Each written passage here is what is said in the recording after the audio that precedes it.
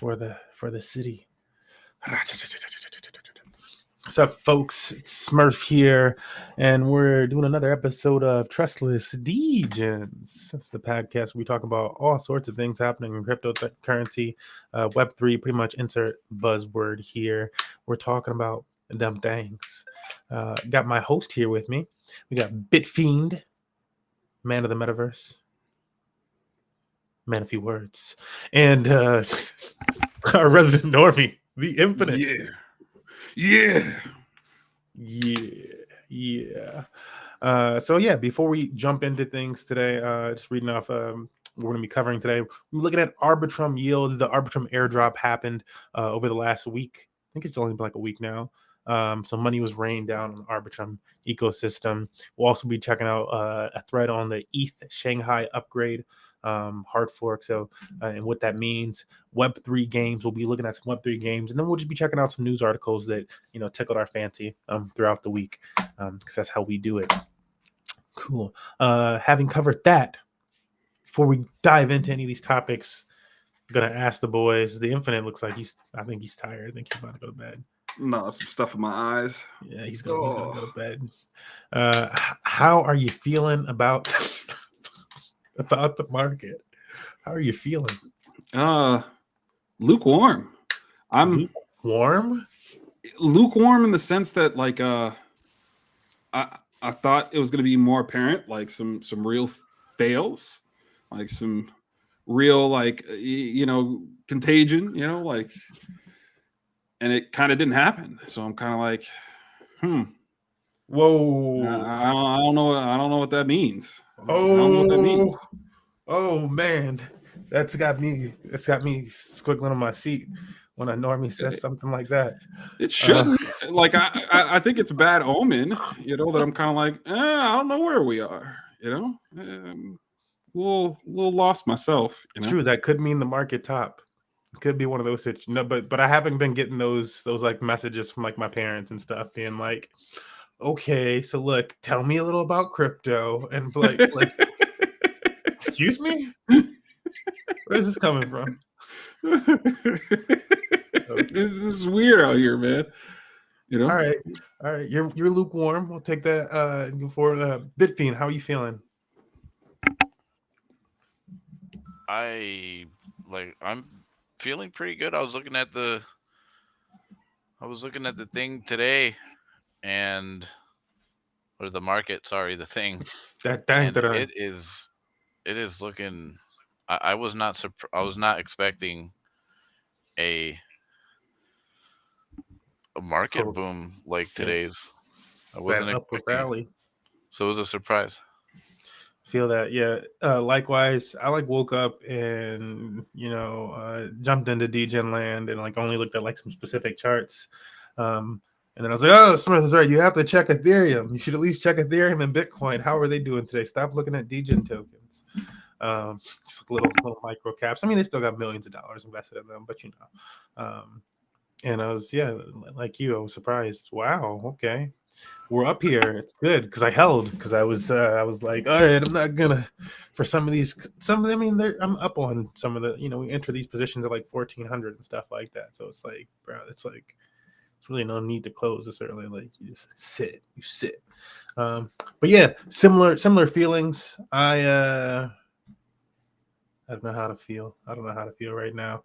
I had a situation where I was doing a small little trade, and it started to go against me. And I was like, I made my money on being bullish after this one point, which is when it in terms of Arbitrum. I'm gonna speak to you guys in terms of the ARB token lately, in the ARB token chart, because we weren't looking at Ethereum this week. So when ARB went down to $1.13, man, the market felt rough. But also figured that was about the bottom the market could go, around $1.13 ARB, right?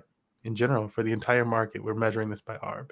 And then afterwards, so Ethereum was down around $1,700 around then. And I really don't know where Bitcoin was the entire time. I felt bad about that. I was like, wow. But yeah, it was short-lived, guys. It was a short-lived dip.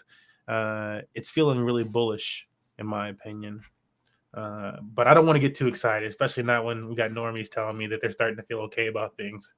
I think it's a bad omen. It's like, I think it's a bad omen.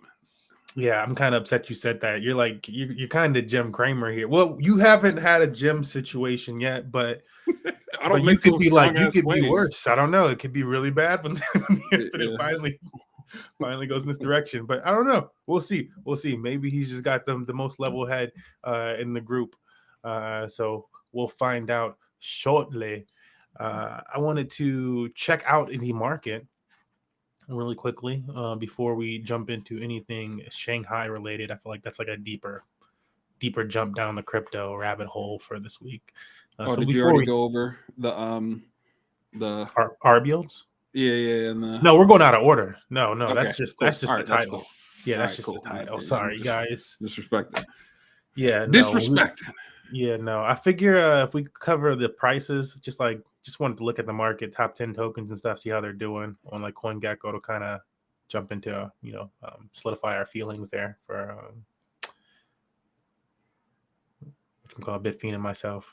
That would be a better soundboard before we jump into the depth, which is DeFi. Not for him, just you and me.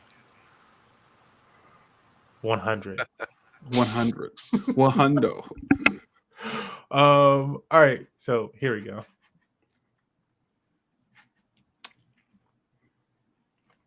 All right. Yeah. So since last, we got to think about these things like week over week when we're coming into this stuff. Like, I can feel like, thinking about it, I'm like, all right, maybe that's why, because Infinite's been here with us week over week, and Bitcoin is up at 28,000 now. I feel like we started to have you on. It was probably in the teens, like 19 or so, and that's a lot for this big of a token. And then Ethereum was down at like 13, 12, something like that. It was down there. So I don't know. Anyways, week over week, last week, we're up 3.2% in the last 7 days for Bitcoin. Ethereum up 2.3%. You don't pay attention to Tether. That's a stable coin guy. So these ones in there. XRP, good news. I believe there was like a comment where like Gary Gensler like asked for like more money. This was what I was seeing trending in the crypto Twitter space. So if you guys know any more knowledge on that, but I saw something about Gary Gensler asking for more money because like people are like, oh, it's funny, they need more money after they had this whole Ripple lawsuit where they like lost. And so that made people bullish and stuff. I think there's some other Ripple narrative there as well. I know there was some stuff that came out with like Swift recently and like their pilot ending. And XRP being like this token that people thought could be used for these international transfers and whatnot. But yeah, did you guys hear anything about XRP as we go down this list recently? No, sir. Nothing from yous. What about you, Mr. Bitfiend? Let me see if I can find something on the Twitters. Somebody mentioned XRP, but I didn't pay any mind to it. I'm like, XRP. I'm like, okay, whatever. Fair enough. That is fair. That is fair. You're just like, we notice. Okay, yeah. I mean, I have a thing. Okay. They have a thing going on. They're like a bank solution. It's potential, but whatever. If they go up, everything else is gonna go up. Yeah, I feel like the XRP community, especially, is like. I don't want to call you guys cultish. Right? A little bit. But you guys could probably be on the Sounds Like a Cult podcast that my girlfriend listens to. You guys could be on that podcast for sure, because sounds like a cult. But yeah, XRP Army. Maybe it's not. You guys are only the XRP Army only suffers because of the SEC. Without the SEC, I think XRP would be in a much different light to the crypto community. So it'll be interesting to see what happens should this noose ever get off their necks. And yeah. That would paint a whole new picture for XRP to people. And so I'm interested in this to see what happens in that capacity. But just thought I'd bring it up. I have to look into it more myself, just to see some more of that narrative and see if it's worth actually paying attention to. But yeah, XRP. Cardano up 4.1%. Again, this is everything on top of being up the previous week, folks. On top of being up the previous week. We get dips and we come back up stronger. Lido up 2.4%. This is like staked ETH, so that's just like Ethereum. Anyways, Dogecoin barely moving, but hey, look at Doge. Look at Doge. No, it's almost a percent. That'd actually be pretty decent. Solana down 3.4%. We never rag on Solana. We're gonna ignore Polygon because give Polygon a break. This is actually probably a decent for me. I'm looking at this. I'm like, maybe I pick up some more Polygon around here. It's kind of lagging, and if everything else can continue to go up, yeah, probably want some Polygon. Personally, we don't offer financial advice here. I'm talking about what I'm interested in. Polkadot. I don't know. How do you feel about that with Bitfiend? I know you like Polygon. What was the question? How do you feel about Polygon at $1.11? I mean, it was like at $1.38 or $1.28 about a month ago. That was the coin you tricked the AI into giving me a technical analysis on. And it was at least accurate for the next day's jump. But I mean, it's gonna go sideways for a little bit, I think. I like the price. I want it to go down so I can buy more. But okay, damn, I'm bullish on Polygon. There's a lot of movement. I'm watching the transaction fees where like normally they're a penny. Lately, they're averaging between 2 and 6 pennies. On a high scale, I've seen like 12 and 23 cent. Like the other day, I saw 23-cent transaction fees on Polygon. That was insane. That is pretty crazy. There was a lot of whales moving that night. Like it was crazy. But it's like Polygon. I have to look more into this Polygon ZK EVM thing. And like what that means, if that like scales on top of Polygon itself, which I wasn't actually thinking it did it initially, but there's some project that recently is using. Is it Immutable using it? Because maybe that's it. I think maybe it's like the Immutable is doing their blockchain on top of the Polygon ZK EVM. Like I think maybe that's the connection. Don't quote me on that, but that's worth looking up. Speaking of that, did either of you see anything about Immutable X in their blockchain? I think I shared it in the crypto group of Money Match Gaming. So it's in the crypto group as an announcement. Yeah. So no, nothing from Infinite. I'm really disappointed. No, I'm just kidding. So yeah, let me pop up the token really quickly. We'll do a little walk down Immutable X real quick. I think this is a cool token. We talk gaming around here. This is a gaming token, gaming blockchain inspired stuff. So of all the different L1s and L2s, Immutable X is actually the first layer 2 scaling solution specifically made for Ethereum. So like, well, at least that's what they claim themselves to be. That's I feel like there's argument there that like there's Polygon and stuff too, but there's that whole argument with what is Polygon exactly anyways. So anyways, Immutable X is basically like a ZK level of Ethereum, from my understanding of how the blockchain runs actually, and it's been around for a while now. This game initially housed Gods Unchained, or houses Gods Unchained. Since then, it's housed a whole bunch of other NFT projects. So you can go to Immutable, and let me see if I pop it up for you guys, because a lot of people probably have never seen Immutable itself, and like you're like, oh, what's the token? Why would it matter? And this and that. Because I don't think this narrative is going away. Let me pop this over to the screen for you. Get this sucker in here. Come on, what do you? All right, I got it. Okay. So this is just the home website. We're gonna go to the marketplace. I think this is the right one. This is not quite how I was expecting you to look right now, but I'm gonna deal with it. We got Gods Unchained as one of their games here. Their partnership with GameStop, Toe Control, which is an app built off of it. And what I wanted to see here, other than like all this stuff, so I'm like, where is like the normal? I think I want to go into this. Here we go. I was like, where's like their normal marketplace look and stuff like that, where you connect? Cool. So this is like very similar to a more decentralized version, if you ask me. OpenSea, kind of like for things on IMX. So as different games come in and different NFT projects, they're like listed here, and I don't know. It's if you can imagine like a game launcher, or also when I look at this, it looks kind of like what's that video game platform? Not Stream Deck. What am I thinking? The blue one. You can tell I haven't played PC games in far too long. Blizzard? No, where do you get all your computer games from? Where's Steam? the main place? Steam. There we go. Steam or Origin? Steam. No. Origin doesn't look like this. Maybe it does right now. I don't know, but not the last time I was on it. But Steam kind of has like. Oh yeah, okay, absolutely. Yeah. So I'm like, yeah, it's different projects and stuff like that come in here. Initially, this was like all whitelisted, but now it's a lot easier to get over here. And while we really went over here to talk about this, so there's like, there's the Gods Unchained collection. You can see the volume moving over there, almost $1 million. All these other games and stuff like that. But these are different projects and games. And initially, this was just Gods Unchained. So just showing this off, like, yo, this is a lot bigger than people think.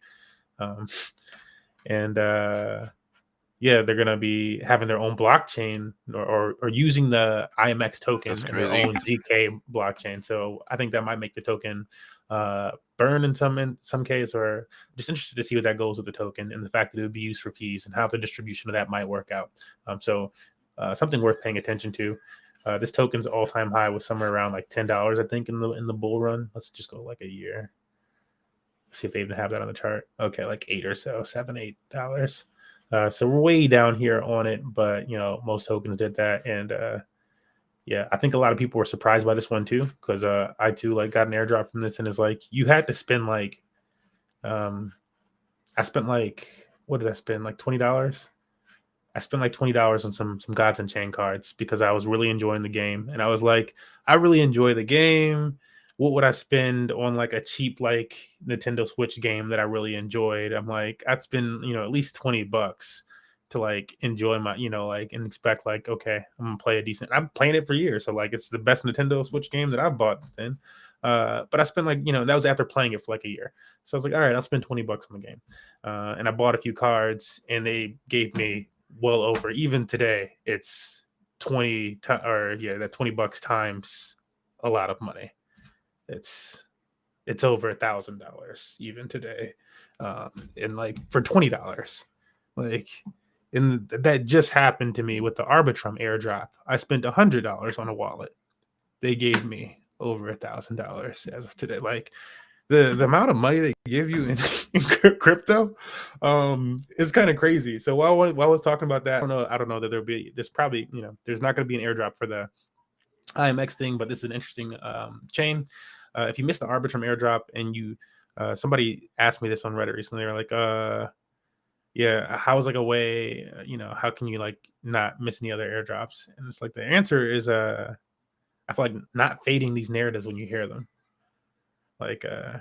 If you're paying attention to crypto, or you have people that are paying attention to crypto and they're talking about a potential airdrop of something or somewhere, chances are they actually give you the knowledge to that thing. And it's all right, well, you just either you just don't pay attention to it at all, or you do pay attention to it at least somewhat, and it works out. I feel like people oftentimes think it takes a lot of initiative, but sometimes $100, that wasn't really much. I sent $100 over and I actually used some stuff.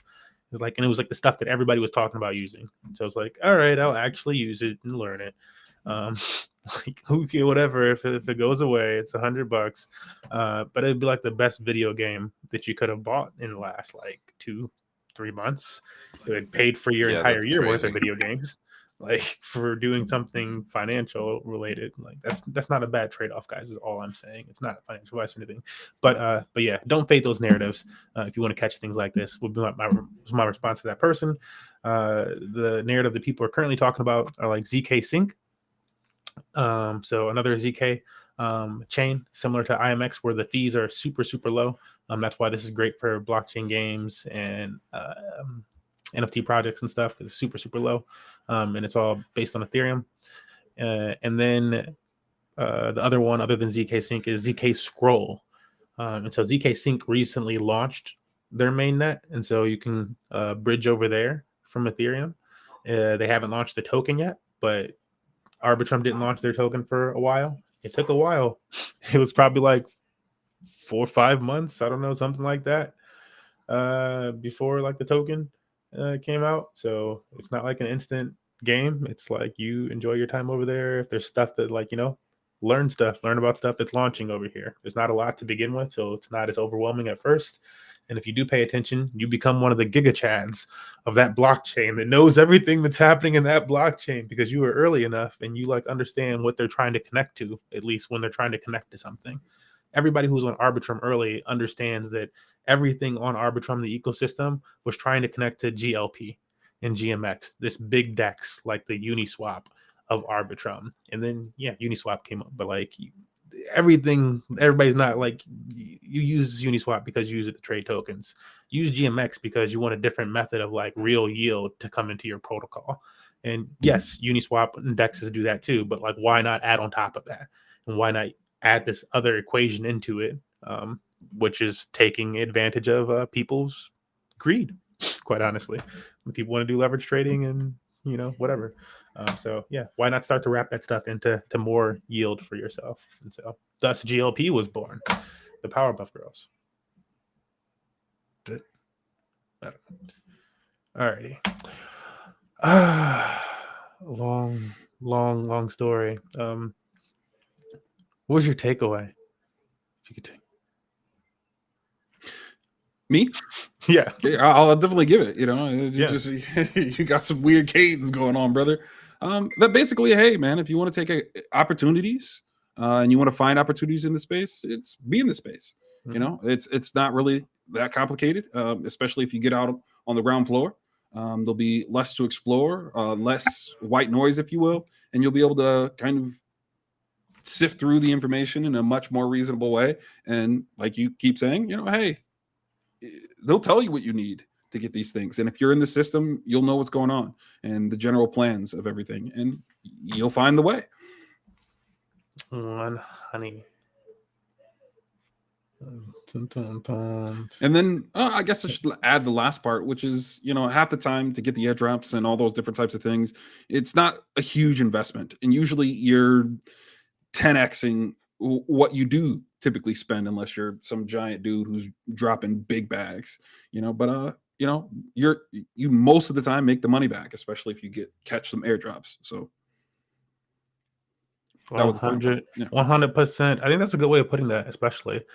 What was it? I was speaking to a friend of mine recently, and he's like, yeah, this, there's probably like a cap on like how much you can make, like, because their situation is nice where like you spent like a little bit of money, and you get all this back.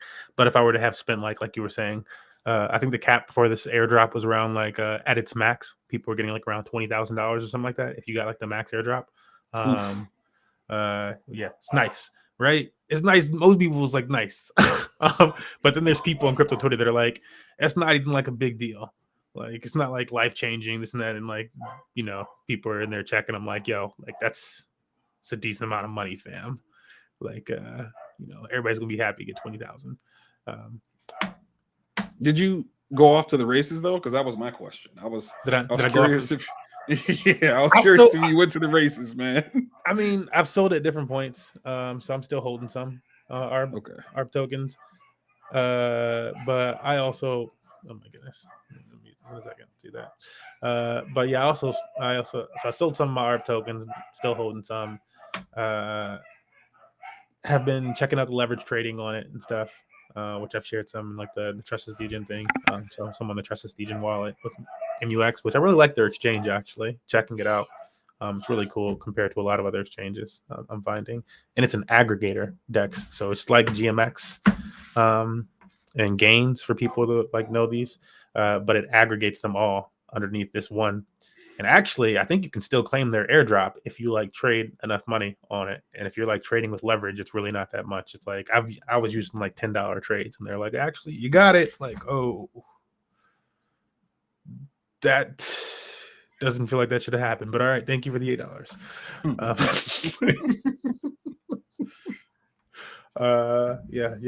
Just feels. But yeah, that's how blockchain be. Let me pop open our next thing here. Stuff happening. How's the ARB yields?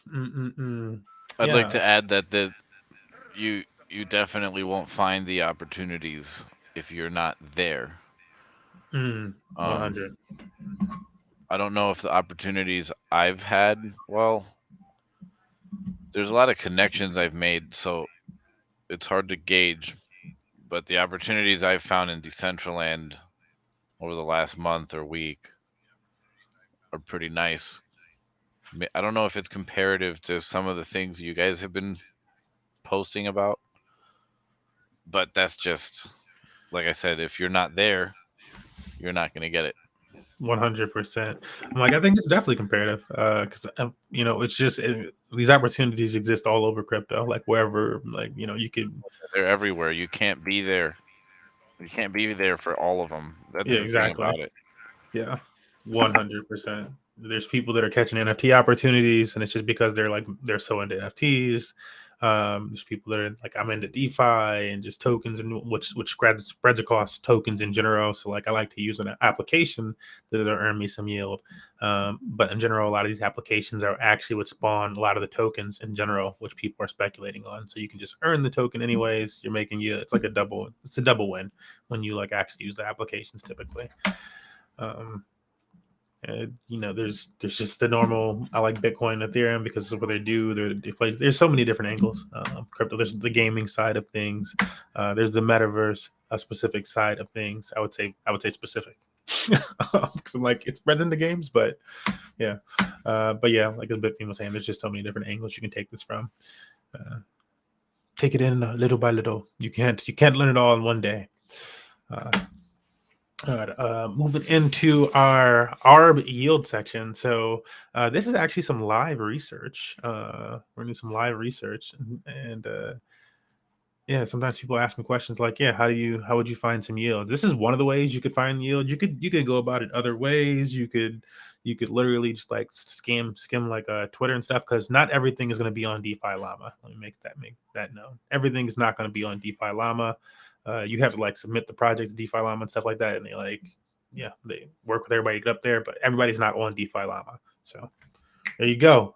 It's like knowing that like you can get it wholesale down the street potentially before really, not really, but just letting you know. Cool. This was, where is the TVL for this? Man, it was like 60 billion the other day. I was like, oh, it's like bullish. So this is bouncing around. That's fun. How would I find some yields if I was going to use this? Maybe this looks confusing. It's a website with a whole bunch of numbers, and you want to find even more numbers. Fun. All right. We're going to go push the yields tab on the left side. It's that simple. And so and just explain this website. DeFi Llama is a data aggregator, I would call it. So it just pulls in data from all sorts of different blockchain applications. Go ahead. Wasn't there an issue with DeFi Llama? Or am I mistaken? Not necessarily an issue with the application. Can you refresh me on what happened there? Yeah, so it wasn't necessarily an issue with the application. There was a member of the team, and I guess it was a member who was had a certain level of access, like an authority over like their social media and like the website, like front end and stuff like that. And this specific team member was like, yeah, no, I want to have a token. If we're going to do any type of paid model or whatever, anything like that for DeFi, we need a token out here. I'm simplifying it out, but that's basically what happened, honestly. And so the rest of the team, and included some of the core devs that were like really like tweak stuff, and we're like, yo, no, we don't want this. That's not how we're about to go about it. We're not about to do this whole token thing. We don't need a token. And so they were like, we're dipping out. Then we're gonna fork DeFi Llama. We're gonna clone the website, and we're just gonna call it llama.fi. So then llama.fi was created, and they did this all publicly on Twitter. So this is all just being like tweeted out, like, oh, they did not, and like everybody on that's crazy. Everybody on crypto Twitter is like, we're used to just using DeFi Llama as like a trusted data aggregator. It's a trusted website. It would be like as if like you like, yo, what if they went rogue one day and they were like, I'm gonna just mess with these numbers. There's some applications. There are some applications that actually use these numbers to like adjust their whatever the heck, or to like make like a decision on that blockchain application or whatever. So there's some applications that actually like utilize these in that sense. And so that would like just like, and so that's like a far in, like, you know, put your tinfoil hat on, that could happen type of thing, right? But at the same time, that's like what starts to cross people's minds on the more serious side of things when something like that happens to a more trusted data project like that. But yeah, so they had this little riff thing. They patched it up within like 24 hours or something like that. And so now there's also llama.fi that I could type in here. And it's going to be the exact same website. It's the same thing now. But yeah, that is the story of DeFi Llama. So yeah, nothing happened with it either way. It was just forked. They were like, well, it's still good, and so we want it over here. Good luck promoting that, and we're gonna run your name to the mud. Happened. Is it still Anonymous? There? Yeah, I mean, I just typed in llama.fi, and it just routes you to DeFi Llama now. So they patched up live on Twitter, like real time on Twitter. Sorry, what was that? They undid the fork. No, it just routes to yeah. It was just the same website. They were just like, we're gonna run this exact same thing on somewhere else, and we're gonna steal your audience, and we're gonna tell people to stop using DeFi Llama and use Llama. Yo, that's crazy. It was like that. Somebody got some concessions. Yeah, but that's what happened. That's the world of cryptos. That's why I love it here. That's why I love that. It's kind of fun. It's stories like that keep me around.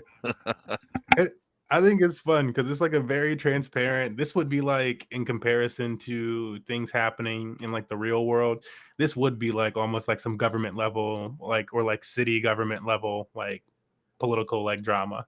It'd be like if like the city governors or state governors of someplace like California or something, like a state that has like influence over more of the country than just itself. And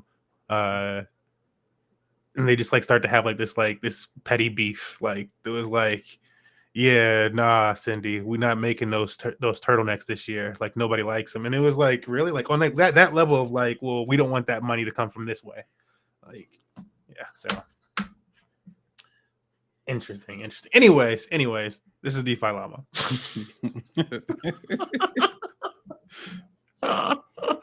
All right, so it's a data aggregator. So it pulls data from all sorts of different sources on the main. So you can use things called explorers. So there's like RB scan as the Arbitrum Explorer, which is, I'm like, don't not work right now. Cool. You like you do things like this is like nerdy, like, but this is where you like serious people go to check things out. And if you ever have an issue with one of your transactions not going through or something, or you wanted to know how an application actually works, what's it pointing to? Are they trying to hide the code? Whatever, you go to a scanner, one of these Explorer. Like they talk, this is Explorer. So you go to these, and so you end up using these at some point or another. Like, it's sad to say it. They're useful. It's like how you go into your settings on your computer on occasion. You don't always go there, but on occasion, you go pop open the scanner and you look at something. Like, why is that color looking like that? Switch it. Cool. So it's pulling information from places like this and giving us in like the blockchain transactions, whatever, pools, different dexes, all this stuff, and pulling the information here so that you can compare it against other projects. So this makes it really nice when they created this yield section, since it's comparing all these different projects. You can see who has like the highest TVL, aka money distributed in that project. Total value locked is what TVL stands for. So at the top of the list is Lido, MakerDAO, Aave. All of these are like lending and staking type of applications. Even Curve. These are all situations where in Uniswap, like especially like Maker. I mean, all of them at the top and until it gets to Curve really are like borrowing and lending type of applications. So you lend one side of a liquidity, somebody else borrows it for whatever price point. Is a large portion of how all those work. And then Curve is very similar, where you're depositing probably one type of stable coin or stable asset and earning some type of yield. It could be two different assets too. So they're just like a DEX in general. It's like the largest DEX by TVL, even though everybody knows about Uniswap and PancakeSwap. They concentrate on stable coins, and so it means low slippage. And so it means if you have a lot of money and you don't want to lose a few $1,000s while transacting this large amount of money because one little tiny bit of slippage. For small bags, you're like, oh, 5 cent, it doesn't matter or something like that. But like a large, you start to care. So all the large bags basically play around on curve. That's how liquidity ends up being concentrated in DeFi. So that's a explanation of the type of information stuff like that we get from somewhere like this. We're going to go into yields because this is all that really matters for today. Going into yields, and we're going to use this section with all the information that's gathered to find some yields and some stuff that we're actually interested in. Yay, us. Yay, this is how you use DeFi Llama. Yay. So you could just like in general, like push APY. So this is just like the yields that are available and all the things that the DeFi Llama is tracking. And for all chains they're tracking. So like, yay, I could get 7,600,000 APY on Binance Smart Chain by pairing together EP. Okay, so here's the thing about some of these pools are out of whack due to whatever type of imbalance situation occurred in that pool, or sometimes there's just some type of issue with fetching the data. And like when the numbers are like this skewed, it could be like, like when pools are like this, it's usually the TVL isn't very high. That's why you're going to see a high APY regardless on any type of pool. So when you're considering what pool you want to jump into while we're looking for these yields, we want to find a pool that actually has high TVL. So the more money in it, the better in terms of like how sturdy it is. And then we also want high APY, right? And so you'll notice that as the TVL gets higher, the APY is going to shrink more. But that also means that it's probably that much better of a project. Like Bitcoin's TVL would be like off the charts, and the APY would be like a lot smaller. It'd be like 2%. Less than that on a lot of these borrowing and lending platforms, for example, due to that scenario, if that makes sense. Does that make sense? Yes, in a long runabout way, to where it's like you can tell the strength of a project, protocol, coin, token, whatever you're measuring with, based off of how much money's in it. So if the pool's bigger, the chances of it rugging, of it falling apart, of all the different kinds of things that would make a project not sound, a lot of that can be told by the total value locked. And and I wouldn't even take it to that level. The asset. Okay. Yeah, I wouldn't even take it to the level of like that they wouldn't rug or this or that. It's just the fact that the pool can support, like when the TVL increases. So like you're seeing 42 here at this top one, 42,000. That's why this APY is so large. However, as it has a higher TVL, like better things happen. So there's like less price swing from the tokens or whatever. So less like slippage in between whatever the assets are. So you can get in for better pricing, which means more money can take advantage of that potential offer. And while that happens, while that more money flows in, more people can take a potential of that offer, then this APY is going to go down. So that's just, I don't know. It's just trying to convey this fact that, or this point that as more TVL flows into any pool. And that's why when farms launch, they have these insane APYs that get advertised. The first like 48 hours of a farm, 24 hours of a farm, 2 hours, they're going to try to advertise some crazy APY, and they know it's going to go down. Because as more money comes in, it's going to go down.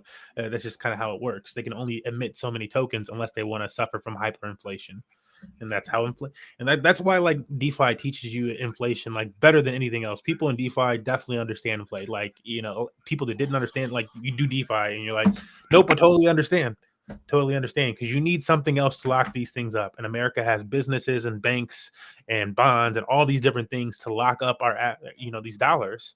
From this inflation. Military.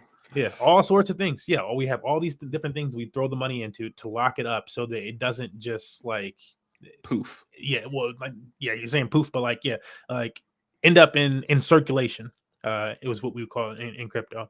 So it's not all in circulation, because if it's all in circulation, it's like the CID situation where they gave it's not even like everybody got like too much it was so much money, but like everybody gets free money. You can't give everybody like free money. It just doesn't work out. There's issues with it. you had to have some like type of serious plan. So yeah, this all teaches you that stuff like really well.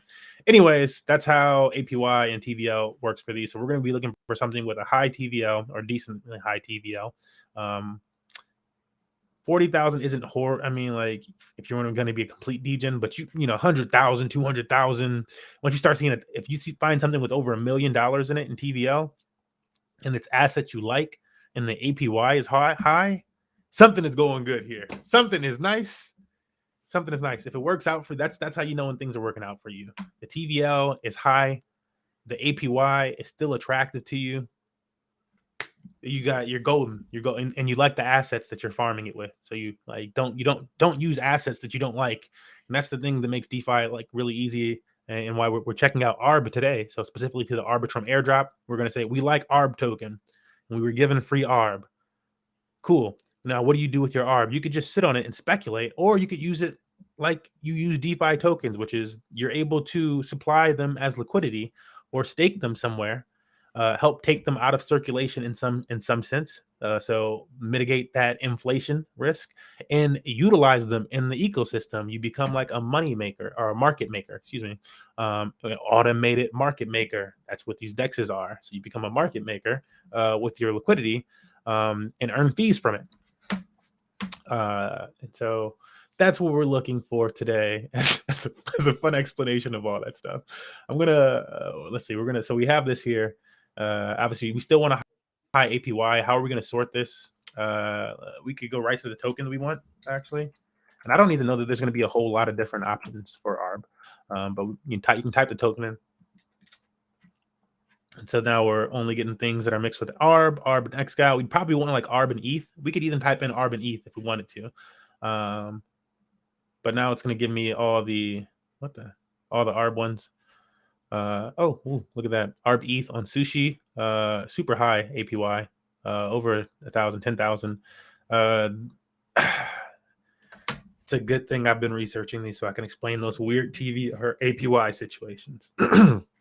When you see these really high APY, specifically on whatever these like new dexes lately, on Sushi Swap, I would say, or Trader Joe, or even like Zyber Swap or any of these V3 dexes. I'm gonna put quotations up for all the crypto people that know what the heck that means. They'll call themselves V3 in some capacity, or V or some other V. It's just an upgrade to like how AMMs have been working, and it allows people to basically set ranges for how they supply liquidity. And so instead of the way that you typically would supply liquidity in DeFi, where you supply 50-50 straight up of these two assets and pair them together, now you can actually just supply one side of liquidity in a lot of these platforms and still earn the fees. Depending on how you set it up, and you can go for like a large range. And the way that it plays out is that, like, let's say I played, and I'm going to make this really simplistic because I'm still like, getting my bearings with all like everything, how it works. But the way that this works out, let's say if I supplied one side of liquidity, let's say I supplied Ethereum, and Ethereum starts to move up in price. As Ethereum starts to move up in price, and my pair is Ethereum USDC. So as Ethereum starts to move up in price, it's going to slowly start to balance that out. And this also, again, this depends on how I set the fees and stuff. But it's going to start to balance that out for a certain range that I set. And by balance that out, I mean that Ethereum will slowly start to turn into USDC. And I'll be the market maker for these trades in that range of Ethereum and USDC. And I'm slowly getting more USDC and more USDC and more USDC until I hit that range peak. And then it takes me out of that range, and my tokens stay as they are, and whatever the heck that balance is. And I've made fees the entire time that they were in that range. And so if it starts to go backwards, it goes backwards. I start to get more ETH and less USDC, much USDC, or yeah, I forget which way to say it. But that makes some amount of sense. I tried to simplify that too. It's how it works, but there's a part of it that I understand, but there's a part that I don't, because I imagine you're always earning a yield, and I would assume the yield is picked ahead of time. But you seem to be describing something that goes like, when you pair something, it will do its best to balance out that pair for liquidity, and when it balances out, the way you worded it made me feel like you still weren't earning a yield. So is that like something that you have to manage after it does reach equilibrium? If it exits outside of your range, then you have to, you need to remanage it. Okay. So as long as, you set a range that it's working in. So like you can see on my screen right here, there's like this bar. Yeah. You're literally setting a price range that you want to supply liquidity in for Arbitrum and ETH. And as long as it's within your liquidity range, you'll be your liquidity will be working as a pair and earning fees. And if it goes outside of the range to this side or outside of the range to this side, then it closes basically, and you need to readjust it. But as long as it's inside of your range, you earn more. And so when you see those really high, does that make sense first? I think I understand how it's working. In theory? In theory, basically, you're doing your best to control the market, and if you can get people to invest more money or to predict the market, you can. You're trying to predict it more so. Well, I'm speaking kind of like how they want it to work, or at least how my brain interprets. Basically, you would want people to lock their money into the system, right? And while the liquidity is low, you probably it's okay to have like a smaller range that they'll provide you some value for locking up your money in this situation. And as the pool grows, you probably want people to be more invested in the system, and so you would make them input more money in order to kind of add to the security of the market, basically. And then, so you would have to increase the range in order to kind of keep earning that yield. And it's like a way to encourage people to lock money in the system. Is that all wrong? I don't think it's wrong. I feel like that's like a different way of like looking at it. Like more so like a theory of like I want to say like the game theory of the system, or potential like ways of earning with it, just like a way of looking at how you can earn with it. I don't think that's wrong. But in general, like for utility, like would it just from like go ahead. From like a customer's point of view, if you're the person doing it, this is the way you need to earn the yield, is the way I feel like you're thinking from it. And I'm thinking of like, well, why would you want to do that to some degree? Does that make sense? I'm all right. We could feed real quick. Got him. So you said you're thinking of it from a why would you want to do it perspective, and I'm thinking of it from the customer's point of view. Yeah. So it's like customer wants to if we're thinking it from like a bank's perspective, like I think that's kind of where my brain's going with it. And you're like, well, if you want to earn a yield, you need to have X amount of money. Oh, so you're thinking of it from the protocol's perspective. Right. And for like me, why the protocol would offer that. Right. Yeah, because the protocol wants them to lock the money in and expand the range. Yeah. So I think so. Yeah. That's why I was like, it's not wrong. Yeah, maybe that was it that you were like thinking on this other side of it. And so that's why you have to like work it in that equilibrium to earn that yield. And so now you're playing with the yields, matching the different things you need to do in order to kind of earn the yield. See, and so I'm going to use this display that we have here as an example, and like try not to butcher this. Feel free to learn more about this. I'm still learning about this stuff. So spot is the setting where you can literally choose whatever range that you want. So it's the same as like wide, actually, in a sense, where you could have spot be wide, like I have it extended as far as it can. Like, so now spot is like wide, and in fact, it's wider than wide actually is, because it can go that much wider. So that should be pretty simple. These other shapes, though, represent different things, and so they're not customizable actually. And these represent tighter ranges, and so like that's similar to what I was saying about right here on DeFi Llama. Sometimes you see these high APYs. These are generally like the way these work, and like the Sushi Swap pools are different than the Trader Joe pools. This is a different type of what's called a liquidity book, AMM, that they're using, and Sushi Swaps is like Sushi V3 that uses NFTs, and it's I think Trader Joe might whatever. Anyways, they're different. But when you see this higher APY like this is because of a tighter concentrated liquidity range. And so it's basically like you could consider it like gambling. Like that's like how I like my mind started to go with it, right? Like it's like, okay, if you're playing a larger range, you're like, cool, I'm gonna earn everything every time the token lands on anything from 1 to 98. I'm gonna earn something. Cool. You're gonna earn a fraction of a fraction of a fraction of a cent every time it does that. That makes sense? Yes. Cool.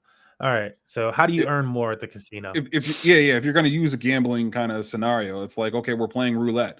You can play black or red, which would be that wide range. It's like you're going to earn maybe 10% on your money, and then you can pick a number. Either or. And if you pick a number, if you shrink that range, all of a sudden that's the curve. Boom, you probably 40 to 50 extra money, picking the right number, Exactly. So yeah, that's basically what you can do at spot here is that you can tighten it up and you can increase your money. That's why you're seeing those bigger yields in some of those. Uniswap does a little bit more automatically where they have set ranges for you. I think you can actually move them outside of those ranges too. And so that's partially why you see the skewed data over there. But yeah, since you can do that with these new type of AMM systems, you see these like higher ranges or higher yields sometimes. It doesn't mean that you can just put your tokens in there 50-50 and be like, why aren't I getting 10,000% APY? Dang it. It's like somebody like made a specific bucket basically with their chosen range. And people are in that range are like eating because the token price has been volatile maybe, and it's in that range, and they got that range where they're supplying liquidity there. There's only so many people that are actually supplying liquidity in this specific range, and you make more money from supplying liquidity when there's not a lot of other liquidity. You earn higher fees when there's less people supplying liquidity at the same time. So you earn a higher proportion, and so that's kind of how that works. So it's like, oh, you chose this range, you and everybody else who actually chose this range are now eating while the market's in that range. And when it's out of your range, we'll start to do this this balancing out thing of the stuff. But yeah, that's how that's working. In a nutshell. So fun stuff to learn about. And why I ended up putting that. Sorry, if you were talking in the backstory, so I'm not sure if you said anything. Why I had to go in there is to explain these high yields that you might see that look like a little abstract sometimes. Not to say that's not the case, where it typically is. But anyways, we're looking for ETH and ARB, and WETH just stands for Ethereum. And in DeFi, it's wrapped Ethereum. And if you're on any other chain other than Ethereum itself, especially, technically it's all wrapped Ethereum. But on most dexes you can trade Ethereum and wrapped Ethereum, which is it comes that way. You just learn that. You learn that in crypto. You're like, there's wrapped Ethereum. High yields, and then then you just go shopping. Then you really just go shopping. You could use some of these settings at the top here, like $1 million, and actually just pick out pools with over $1 million. Save yourself some time. So you can see USDC and ARB over here on Excalibur is actually pretty good. And the cool thing about Excalibur is a solidity or solidly clone. And Solidly is like a project created by this guy Andre Cornier, who's like DeFi's gold, and he just keeps making different type of dApps that even if they fail, it takes them like a year to fail. And so people are like, we can get yield out of that, we can fix it. And if they're open source, then you can make adjustments. It's like how quickly will that protocol actually implement some of these new changes and things like that are happening in DeFi. And the ones that don't implement the changes, they die. And the ones that do, that figure out different ways of doing liquidity books, that figure out ways of locking up your token, that figure out ways of doing fees, those ones are eating. That's the GMXs of the world. So it is like a matter of like being able to pivot quick enough. Though the system itself, I don't think is like, the best, it's an okay long-term solution. And it works as an exchange. So it's an exchange first and foremost. And if it attracts enough there's times where it could just be the best place to exchange some tokens just because of how it works. So that's just a fact. So it depends on how they can incentivize people, really. And that revolves around the community and the devs and everything else. But 112%, it's pretty sexy. 2% a week or so, right there. Whatever you're depositing. It's probably gonna be like one of the better ones we see. And again, it's from a pretty like the nice thing about this one is you don't have to do all the crazy stuff that you might have to do with Uniswap or what's the other one? Anyway, a Trader Joe, where you have to like guess one of those ranges or whatever. This is like more traditional, so you're just gonna supply half and half if you like that. There's money to be made in the other thing if you understand how it works. But if you don't want to deal with that, you could just supply half and half in something like this and be earning the token of the platform and doing the normal yield thing. So for, again, one of the most attractive APYs out here without all the hassle. So a lot of people are probably going to flood to that. Same thing for Camelot. As you can see, it's a lot cheaper over here or lower, the APY, but it's in the Grail token. You're earning that Grail token, which is a deflationary token that's currently around probably like $3,000 or so for Grail currently. Probably. Let's check.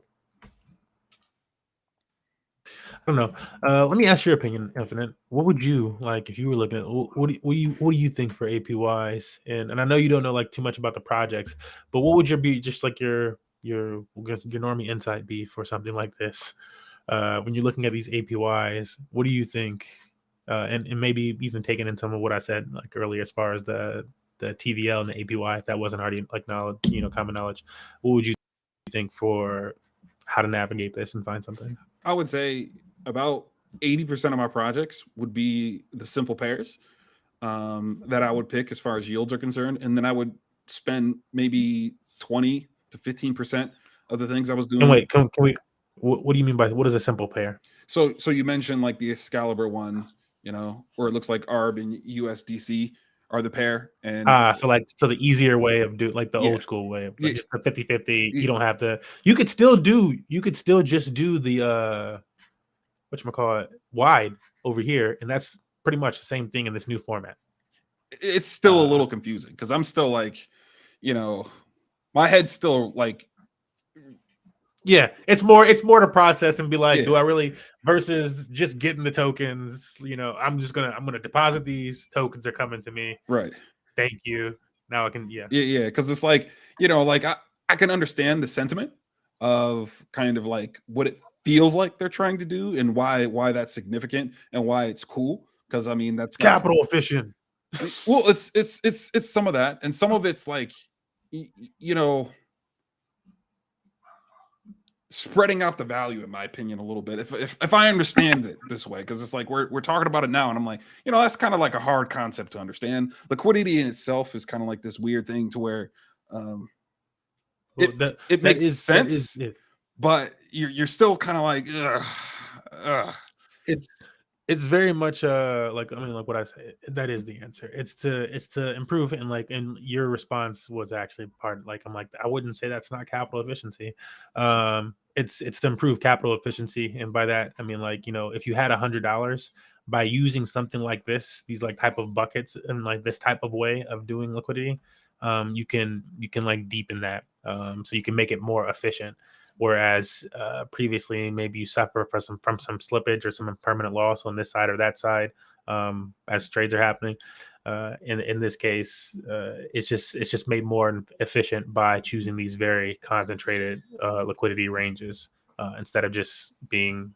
It's like you're just like naked and open to everything versus okay, I'm going to become way more strategized. It's like having a stop loss in a trade for like traders and people like that even know what that means. Like there's at some point during this trade where I'm going to exit the trade if it goes against me, or if it's going so well, there's some point during the trade where I just jump out of the trade regardless instead of like letting this euphoria take over. It's like having like that worked into the AMM situation. Oh, okay, that clicked the light bulb. Oh shit, you would. Man, okay, that changes my opinion. So in general, if you're a layman and you're just a Joe and you're not going to pay attention to the markets and how they're moving and how hard they went up for a certain amount of time and how down they went down for a certain amount of time, if you're not going to do that, just do the basic 50-50. and wide or 50-50 thing. Right. And if you wanted to roll the dice, then you can pick high APYs, and I wouldn't recommend sitting in them forever. I would definitely pick a range of like, hey, I want to be in here for a week, and then reevaluate. And every week or every few days, you would go and go, hey, look, is that something that I'm like interested in? But like, oh my goodness, what's up? You are just shocking me. I must have explained this well enough for a normie to get it. I don't know what's happening. You're doing great. Yeah, that's exactly it. Yeah. And so it's like you would just do the basic 50-50 if you're not going to pay attention to the way these things shift. And then if you are going to pay attention to the way they shift, then you could dabble in those groups. Because like when you said that made sense. 100%. Yes, that's just I find it hard to manage.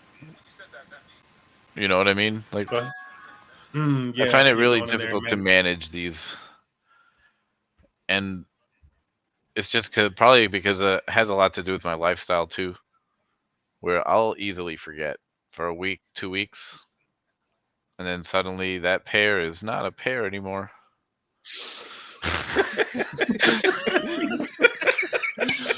It's like wow. I have turned $20 into like 50 cents more than once. Man, yeah. That is fact. That can happen. That can happen. But yeah, I think we did a pretty good job of explaining how that works. Going through this, I don't know, when I'm looking at like the top yields, when I'm seeing this, looking at this Excalibur, I think Infinite would agree it's probably a pretty decent place to be. And this is like straight up over 1 million ones. Of course, we could uncheck that million and find some type of maybe newly listed degen play with low APY on there, especially if it's going to be a 50-50. Then we're just going to jump in there and we're going to eat for a few days. That's another thing. As Bitteam was just saying, these aren't always plays, especially the higher APY ones, which is, again, and that's how you need to view it in general. Whenever you see the higher APY things, you should be viewing it that way in general. Is like, it's probably a tight range. It's probably a tight range. Even if I'm in 50-50, it's got this high APY. I need to be looking at this as like a quicker play. Yeah. I go in there, I get my yields, I flip my yields around. Like, even if you're going to stay in the play itself, even if you're like fine with the pair, you need to do something with the yields quickly. Don't just let those yields sit. You're gonna waste that. You wasted that opportunity. It's gonna balance out the other way, or something. It's too high. That's just how the market works. So, just knowledge from veterans. That's how it works. So yeah, we take that one long term. This looks like something that's like more long term, and look at that. So we mentioned when we start to see like a less attractive, it's not as attractive, but 31% APY still not bad, especially if you like ARB long term. And you get ETH exposed. So if they're both going, and the crazy thing about this is if Ethereum's going up, ARB is probably going up in the market. To be honest, it's a token related to it. So they're probably going to pump together. So you're getting that upward momentum from both of the tokens. It's probably going to negate some of that impermanent loss. And then you're getting 31% in Grail token. Again, this one has 10 million TVL in the pool. So if we were separating by it's probably going to be one of the higher ones. Yeah, like you get like these Uniswap ones and then that pool. So yeah, I'm not even surprised. That's kind of just how it works out. You knew before ever searching. But yeah, I would say yeah, the Excalibur one's looking great. If you're a newly formed ARB holder, Excalibur's actually looking really tasty. I know there's some other things out there like Tinned. I don't know why I'm not seeing those right now, because I feel like maybe they're not on here. I don't know. Maybe they don't have 1 million in the pool. Can you see? Let's go through some of the other ones. Kyber. This operates similar to like how the Uniswap ones do, though. This is why you see that 5%. It's like referencing like a range, basically. Yeah. Lesson learned. I do this so you guys don't have to. Looking at some of these other ones from here, I don't know. This one's probably not bad. It says like ARB and DAI. It's just like a ARB USDC, same type of thing. Yeah, I think we found the Excalibur probably has the best thing. I'm just gonna put it out there, guys. Maybe it's time for Excalibur phone to rally forth. I'm not gonna make a thread about it. I don't know. I gotta look more into. I know about Excalibur, You know, we talked about it being a fork. There's some other stuff they wanted to do and whatnot. And I was like, you know what? You guys are just small fries right now. And you've been here for a long time. Yeah, I've been following you guys. I know how long you've been there. Why has everybody been fading you so long? Whatever. Sorry, team. But yeah, that's what we're going to call our top yields. It's going to be Sushi Swap for the crazy opportunity. I don't even know how the Sushi Swap ones will work, honestly. Like, whatever. Sushi Swap, Excalibur, and man, we didn't really look at the Trader Joe ones. They'll tell you the APY to some degree out here. Let's see if there's a sexy 152. It's Trader Joe's in there. Those are gonna be the top places. Sushi Swap, Trader Joe's, Excalibur. If you got ARB token and you want to earn some yields, I think those are the top places. Period. Meow. Man, what a fun educational corner. Did you guys learn something? Yeah, I'm still wrapping my head around it, but yeah. I mean, look, as I want to get good at it so that I can actually strategize the different movements and stuff. Right, bro? I was just I can't let this liquidity book stuff get away from me, and then they just started more and more dexes kept going to V3, and I'm like, oh, it's all the liquidity book stuff. Why? Why? I might have to take off. No problem, fam. We're about to wrap up here soon. Before we do, so Bitfy might be leaving us, guys. So as you know, before we do, we are going to cover. We're going to be looking into games. We're going to check out games real quick, and before that, we were going to check out some information here, a thread on the ETH Shanghai upgrade, Yeehaw, and the LSD narrative for crypto. So Bitfiend stepped away for a bit. So yeah, it's just me and you and me, you know what I mean? Oh, no, there he is. Beeping. Yeah, I was gonna ask the group, what's thy knowledge about Ethereum Shanghai upgrade?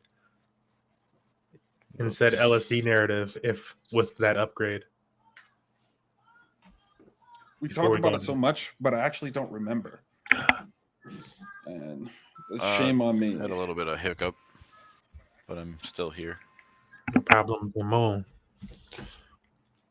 Talk about a lot, but forgot kind of what's the meat and potatoes of it. Yeah. Of the upgrade and the LSDs. Yeah. Okay, so the upgrade is actually long. Let me give it a try real quick. I want to pick my own brain. So essentially, if I remember correct, this is why I don't remember, because I didn't fully absorb it, aka I didn't fully understand it is really what I should say. With this fork or this upgrade, I shouldn't even call it a fork. With this upgrade, it is a fork. It is a fork. Okay, it is a fork. You'll essentially be able to earn yield in different ways, and there's a lot of situations where you don't even have to trade your ETH to use your ETH. That I'll stop there. Yeah, I'll end it there. Go ahead, take it away, son. We're gonna take it away. Take it away. Sounds like a hair band song. So we're gonna scroll through this thing, which is gonna give us some of this. But the quick and dirty of it is the ETH Shanghai upgrade. Is this upgrade? I think it's the second. I want to say the second. It might be the third upgrade since ETH switched to proof of stake back in September of 2022. So ETH switched to proof of stake. It used to be proof of work. What does all that mean? We often like to show this website, ultrasound.money. Ultrasound.money, baby. Yeah, so now instead of Ethereum using hardware to validate the network, it uses staking. And so users can stake their Ethereum and into pools, and these you still have to run software. So you're running software, so kind of still using hardware, whatever. Hey, I was looking at this the other day, and it showed a time frame of 1 day instead of 7, and I almost shit myself because it was so deep, going up instead of down. Oh, it was going up. You're like, no, what's happening? That's funny. Yep. Yeah, I don't change it much, I guess. Oh, you're probably maybe something like this. No, I don't know what this is. This is, and you could push this button this many times. All time. Jeebus, yeah, you did something like this. Now I'm just around this thing. Yeah, bad. one day is down right now still. Okay, so 7 days. Okay, so they did change that though. It's interesting. Because I feel like usually it's like a wider time frame, honestly. But anyways, this website is showing the ETH supply since it's the change to proof of stake. So ETH has become deflationary. Here I like that. The deflationary rule. Yeah. That's how you pronounce it. It's the Degen way. That's how I would like to hope that everybody pronounces it. Yeah, so you use software basically to validate the network, and you have to stake Ethereum instead of just using hardware to get these rewards as in proof of work. So now you're staking Ethereum to get Ethereum rewards in proof of stake. Stake Ethereum to get stake Ethereum, get rewards, proof of stake. That's how it works. You stake things in proof of stake. There you go. That's the concept. Without staking, you're not a validator. Boom. Cool. People can delegate to validators in different ways by, guess what? Staking. Boom. All right. And you would delegate to a validator because what? It's like a delegate type situation. They have more power than you. Boom. Cool. They're above you. They're a validator. You're not a validator, are you? It already sounds fancy. Just like let it go. Like some of these concepts, like you can just like make it simple for yourself. I'm not talking about individually, but this is how you gotta like talk, like think about it like that way. Don't overthink some of these things. So since Ethereum's been proof of stake, now Shanghai upgrades coming. And what this means is people can actually withdraw their stake. What? But Smurf, so you're telling me that Ethereum went to proof of stake and people staked Ethereum so they could earn these rewards. And since they staked that Ethereum and it costs 32 Ethereum to stake your Ethereum, you have to stake at least 32. Since these people stake this Ethereum, they haven't been able to withdraw it? Yes, exactly. People have had their Ethereum locked up as a validator since... You could say since September, 15th or whatever, 2022, right? And you'd be like, dang, that's a long time. But guess what? It's longer than that. This whole thing, this switch to proof of stake and the beacon chain and all this stuff started like back in like 2020 or so.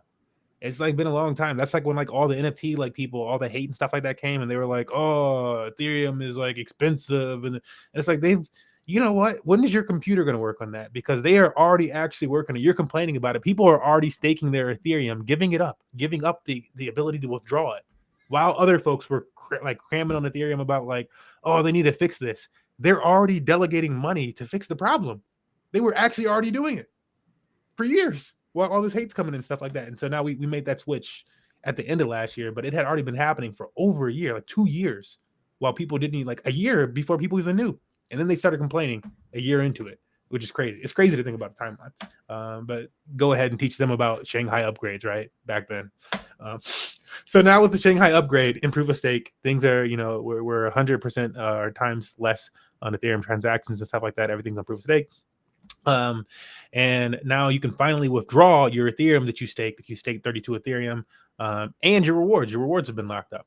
So now a bunch of Ethereum is going to become liquid. So if people want to just get out of it entirely, they could just remove all their Ethereum and their rewards, or they could just move the rewards. So this creates this whole thing. So that's what we're gonna cover here. They're gonna give us a little bit more detail on this thing. But yeah, that's the sexy of the Ethereum Shanghai upgrade and proof of stake. ETH and LSD tokens, and LSD tokens are liquid staking derivatives or liquid stake derivatives. If Infinite, you started to touch on that just briefly. You were like, yeah, and then I was like, it started to get a little, murky, and they might do like a really good job, or I would just suggest like honestly going to Twitter, you guys. Like people are always like, oh, you can't go to Twitter for information because it's just chads screaming about whatever, trying to pump the price of stuff. No, you're going to Twitter and typing in 100x gems and stuff like that. If you're getting that type of stuff, that's what you're doing. Because if you're looking up any of the DeFi protocols that we talk about on this stuff, you're gonna start finding threads. Or if you type in thread with it, yeah, like you're gonna start finding real discussions. Yeah, you find the real discussions. You can find stuff like that in on Hive blockchain even. 100%. Yeah, Hive blockchain is another great place to find that information. People I'd writing blog posts. specifically leofinance.io. 100. Yeah, that's like the more finance side of the Hive blockchain facing interface. And you can also, if you're posting there, you also earn double rewards. So you're earning like Leo rewards and you're earning Hive rewards, 2 separate tokens for the same exact post. Sexy. But yeah, liquid staking derivatives are basically, let's see if it goes through right here. So, liquid staking derivatives is blowing up and becoming Ethereum. Oh, nope. I want to see what's the quickest way of saying this. Prior to liquid staking, nope. Accessing. It's basically when you have tokens locked up, there's a way that you can still access that token and use it in other DeFi protocols. So I'm going to say that before I find whatever explanation he said, because it might be that much more eloquent. I do like the way that Victor here words a lot of his threads. One of the Gigabrain guys in the DeFi space spends a lot of time researching. I'm pretty sure this is just what he does full time. Like just learns about different protocols, or people show him different protocols. He's just learning about new protocols and reading white papers like all day. So with liquid staking, investors receive liquid staking derivatives in exchange for staking their assets. So if you stake your assets, you get some derivative of that asset. Again, like you stake it and you're still able to use that asset, which represents their claim on the given stake pool and its yield. For instance, when you deposit ETH on Lido, you'll receive ST ETH, staked ETH. And then you can, if nobody ever came around and so what would you like? So you're like, okay, I got staked ETH and I gave them my ETH. Why would I want stake ETH? Anybody who knows about this project then knows that they could buy that staked ETH off of you for less or for the equal amount of Ethereum, and then take it to this project and get actual Ethereum. So it's got value. It immediately has value because of that. And like any fluctuations in that, especially if it goes under, then it's like, great, I got to steal on some actual ETH. That's how that's going to be working. Something there? No. Essentially, liquidity staking allows stakers to get yields on their staked assets and equally have the leverage of trading, lending, and using those assets as collateral on other protocols. Easily stake their assets without the need of becoming a validator. So again, I mentioned the word validator a few times when I was explaining the Ethereum proof of stake, and that's how you like earn the rewards. So by utilizing some of these liquid staking derivative platforms, you're like pulling up. I'm gonna like break it down to different. You're like pulling up your assets and you're getting the yield from staked Ethereum without actually having staked Ethereum, because they can take all the Ethereum that you gather up and give them and make it a validator. Basically, like if we want to make sense of it, like I feel like it's working some other type of way before Shanghai, but honestly, I got to check that. But that's how that's working. So you're able to get the same rewards as a validator while having a liquid asset, liquid staking derivatives. Cool. See if there's anything else in here that we really need to cover. These are some projects that are working on liquid staking derivatives that they have here. So Lido, Coinbase. What? Yep, Coinbase has a liquid staking derivative for Ethereum, CB ETH. Rocket Pool. This was one of the first ones that's getting a lot of promotion. So people pulling together their Ethereum there to earn some of the rewards from Rocket Pool. Stakewise, I think how these ones work, these are like earlier ones, is like they have other Ethereum that they actually deploy, and it's like locked for like a longer period of time. And it's like like they have extra reserves. Stakewise, I don't need to know that one. And then Frax, big granddaddy of DeFi that a lot of normies probably don't know about. But at some point, I imagine if Frax keeps doing its thing, it's going to become like a household name. Like it's a pretty big deal in DeFi.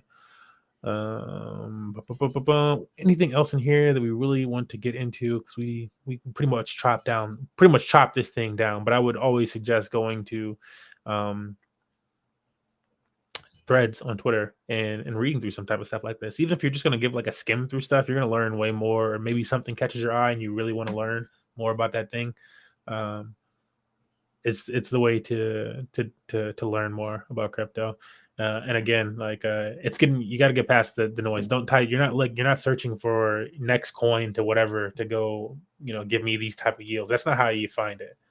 You literally type in like some type of project. Go to DeFi Llama. In fact, go to DeFi Llama. Find one of these project names. Type it in. Type in Excalibur, Thread, Kyber Swap, something like that. All right, guys, I gotta take off, but I'm listening remotely until you No guys are finished. See you later. Type in Thread, like whatever those Thread Camelot, and then whoever's making the threads about them, like follow them, follow people that they're retweeting and stuff like that, that are making similar type of content. And that's how you're gonna find like the real alpha out there in crypto, and people like that are actually talking about money making outside of, if enough of us buy this token, then it'll like that's to the moon, man. And like that works in like any asset. Like there's like the argument behind people with that, like, oh well, like that's how markets work. Yeah, like yeah, cool. Like that's how markets work. And like the same thing with these DeFi projects that actually have like an actual purpose, like other than just like the moon. You wrap the moon around something that actually feeds the market and has some type of utility, and that's when you get like the gems. So no GameStop. Well, if they had a token, not unless they had like their own game launcher or something like that, and you had to use the GameStop talk to me, GameStop. That's what I'm saying. Is like you could pump something like GameStop, but unless they have something that's gonna make their company sustain itself and so on and so forth, it's probably not the best idea. So you can manipulate it in the sense that it can go up, but probably not the best place to put your funds. Yeah, exactly. That's how I feel about that. You hit on the head. All right, as we wrap this up here, I wanted to look at this really quickly. I'm gonna leave some of the news things because I feel like that was better news to cover than a lot of these other things. I'll maybe cover like one or two of these news articles. But oops, it was already in the screen. It was in the screen. You dragged it out of the screen. Put it back in the screen. Here we are, folks. Here we are. Oops. Yeah, see how the gaming ecosystem is going in blockchain. I'm going to use DAppRadar for this. There's some other places you could use. You could use like play-to-earn.net. I think they might have some bias on their selection. I like to think that DAppRadar is pretty widespread. It's the best place that I found. I should probably use like SimilarWeb or something to find some competitors at DAppRadar and not let them be the only person in my life. But yeah, let's check this out. This is 24-hour period. We can go 30-day. Let's expand this breath to it, and then the way that I like to typically search this is by volume. So you can do volume by any of these periods, and you could do UAW, which I think is like active users. I forget the exact terminology. Number of unique active wallets. Yeah. But some of these games that doesn't really matter. Like Alien Worlds, a lot of these are bots. Like you can farm the game with bots, and so you get bots doing stuff like that. I think what matters the most is the volume around the game for a blockchain game. If you're looking for a game where, and this is what I'll say with it, I'm using volume because I'm thinking of users that are okay with spending some money on the different aspects of the games. And in the case of a Gods, or I say Gods and Chains bias, in the case of any of these games, if people are spending money on the assets or doing something inside of the ecosystem, it's probably more bullish toward the entire thing. It's like being like, oh yeah, is Pokemon having is it better? And is it a better series or release when people are spending more money on it? Or was it just a really awesome game and nobody's spending money on Pokemon right now? Let's be real, folks. Okay, so we're going about more money on Pokemon. It must be an awesome new game. So you're gonna buy a Zavon. Oh my goodness! It just you will not get mad. Oh, because I'm looking at the ad that throws you off. I think that's what I did. Top volume though, Axie Infinity number 1 on top. Am I sharing this? Yes, I am. Okay. Top volume number 1, Axie Infinity. So still up there. I feel like a lot of people are starting to sleep on Axie. Maybe just because they don't enjoy it, or they just like it had that the Ronin had a hack and this and that and blah blah blah. I don't know. Axie's still building, and they're starting to make their mini games and all this other crazy stuff. So I think the ecosystem is going to continue to grow. Again, I thought one of the really cool parts of Axie was that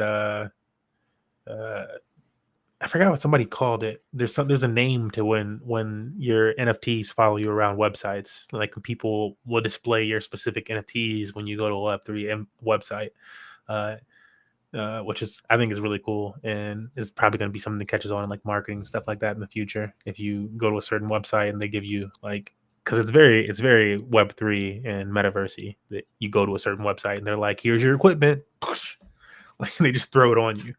I was like, whoa, I was not expecting that. Okay. But yeah, Axie Infinity at the top, DeFi Kingdoms, Burger Cities. We see this often. Really just haven't, it just, you don't sound exciting, but man, okay. People are spending money in Burger City. Who, like, is this a Justin Sun money type of project? Like, or it's like, yeah, but it's really just Justin and CZ. Oops. Outer Ring MMO, Gods Unchained, Illuvium, Alien Worlds again, Bot Run, and Sandbox, 9 Chronicles. I think this is like another cool one. Maybe that's the one I'm thinking about. Nothing crazy breaking into this. This one's an Immutable X game, Cross the Ages, $1 million TVL. Is there anything else on Immutable? Let's see if there's anything else on Immutable X in this first page. No, I'm just gonna click on this one. This is the game we check out. Not going to look into the game too deep here. Just curious what it be about. A collectible card game set in the dystopian clash of worlds based on 7 fantasy and sci-fi novels. Read more. Is it a game? Is it just an NFT project? I'm in the game section. It's got to be a game. Okay. And all right. Well, Cross the Ages. It didn't. Let's click this Twitter. I typically like to, this is what I do. I typically go to some places, Twitter, before actually going to their website. Like to see what their engagement is like on social media, in terms of people responding to them, in terms of how big they are, what type of content they like to push out.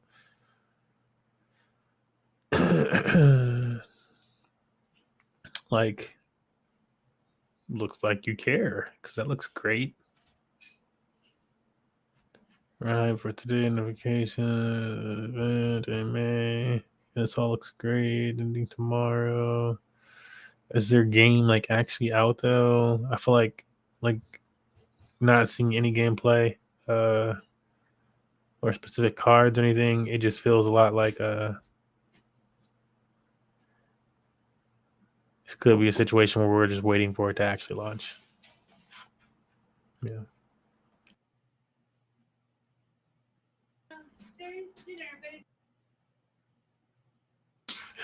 All right. But yeah. I don't know. In general, I feel like the top games hasn't moved too much.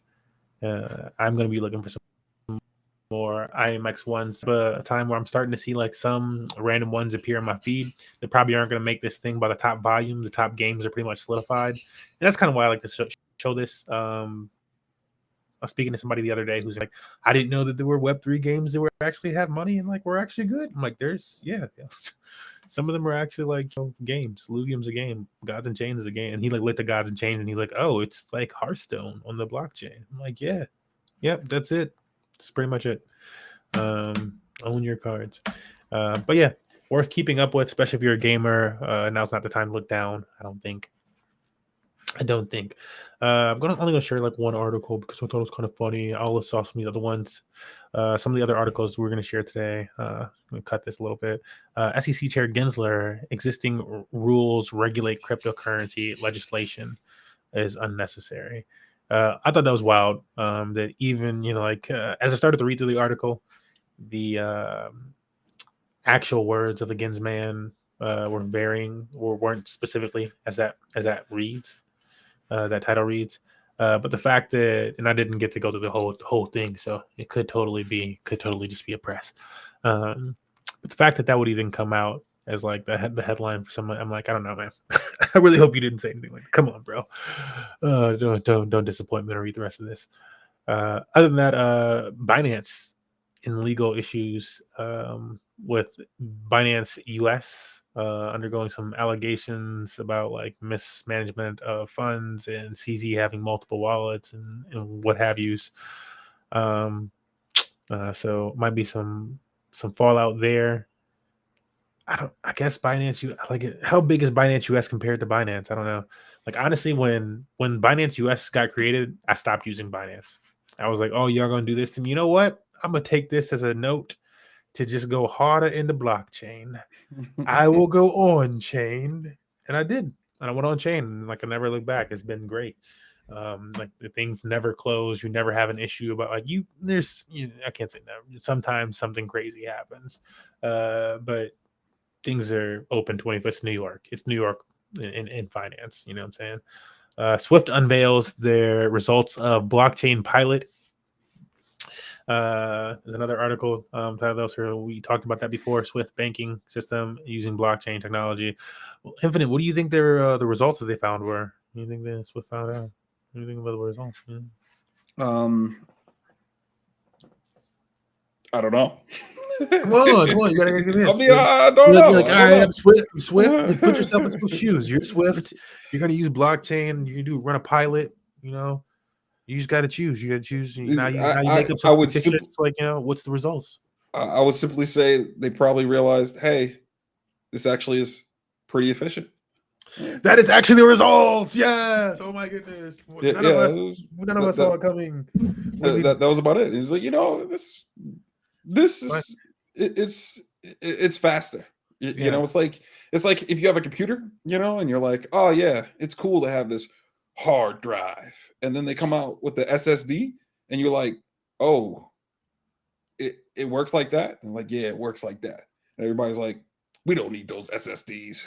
And you're like, once you get it, you just don't go back. You just boot up faster, bro. You could think about it as like VR and AR. It's like it's not quite there yet, but when it gets there, you're not going back. Yeah, and it's just like you can poo on it. It's coming, and when it does, you will be using it. You're going to switch up. This is probably the way I would put it. And feel that?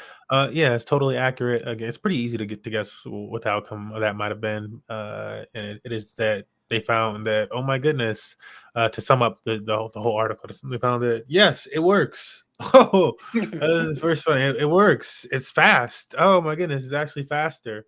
So it works. It's faster. Multiple people can verify certain things at the same time and gather that information from points. And the information, the data is actually saved somewhere that everybody can verify and see that it's saved in the same point, which stops this confusion and run up where they were having different data being transferred from person to person. It was like they were playing like the mum's the word game. It's like when I was reading, that's what it sounded like. They were like, yeah, well, what's the message by the time we get to the last year? And it's like somebody wants a cobbler. I don't know. But yeah, that's what was happening. So now that's fixed. Congratulations, Swift banking. You guys figured it out. Like everybody else has been saying for a long time, blockchain is the answer. So who knows where they go with that next? There was a little carrot at the end of the stick of this article. It said, is XRP involved? Poo-poo, XRP is not involved. That was they had you read that. If you were an XRP fan, you got disappointed. XRP was not involved. That was, I don't know why they did that. It's like, this is crazy. All right, this is the last article that I wanted to share. Let me put this up on screen. And it's getting up on screen because I thought this was it was a hilarious. That was just it. It was hilarious to me. It was actually funny. And especially on the back of this whole Swift thing and them being like, blockchain is transparent when there's the data saved. It's like, really? Wow. I'm happy you guys figured that out. Cool. You guys are special. So this is a funny one to me, considering that other companies, especially ones like this one, like they know that they could be doing something here. So it's like, check it out. This JP Morgan Chase thought it had, get out of my way. JC Morgan Chase thought it had $1.3 million worth of nickel stored in a warehouse. Now, in the wider scheme of things, $1.3 million for JP Morgan probably isn't a lot of money, right? It's JP Morgan. But to most people, $1.3 million is a lot of money. This is like an entire client, an entire rich client that is going to be very upset if you lost their net worth.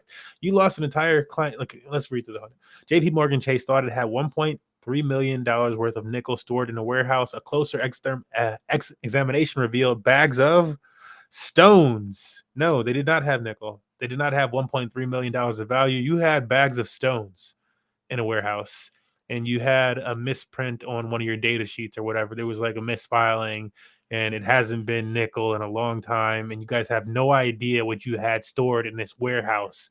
This massive bank had no idea what they stored, but on their balance sheets, when they were doing the math, they were saying they had $1.3 million somewhere. They don't need blockchain. No, Swift is finding out they need blockchain. You can't be making mistakes like this. I'm like, bro, like, again, in the grander scheme, it's JP Morgan. It's not a lot of money to you guys. You can probably be like, oh, well, we got it here. We actually make that, and in a little, but that's not really okay. It's like not okay for anybody else to be like, that's like if you were like, if they were Toys R Us, it would be like, yeah, so that store that we thought over there that was full of items, it's not full of anything. There's actually no toys in that store. It's like, dude, that's like a lot of merchandise to just be like gone, and you thought it was on shelves. Like, you had no idea what that was. Okay, cool, but we're letting them pass. There's no problem with banking, guys.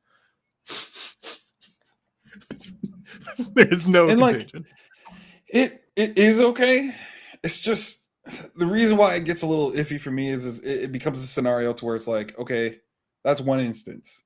If we drill deeper, what are the odds this is the only one?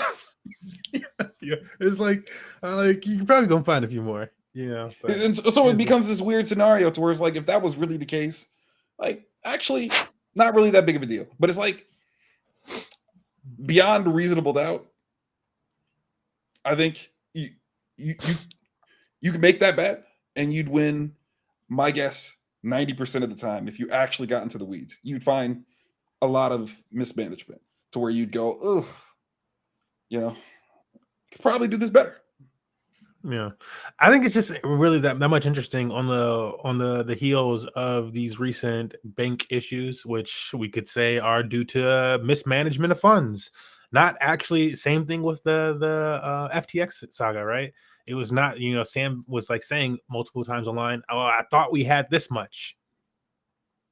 Well, I thought we had that much, and I don't know how it, when people gave me the information, it was that we had this much. Here we have one of the biggest banks around. Well, we thought we had that much. It was actually a bunch of stones. But I'm like, it's just like, it's the same. It's mismanagement.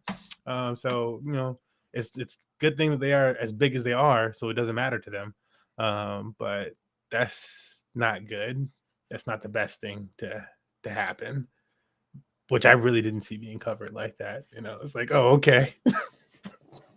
Yeah, this stuff happens a lot. Yeah, that's part of the reason. Yeah, sick. That's whatever. All right. Well, after today's show, Jose Last Erica, how are you feeling about the market in general? I know you started off lukewarm today.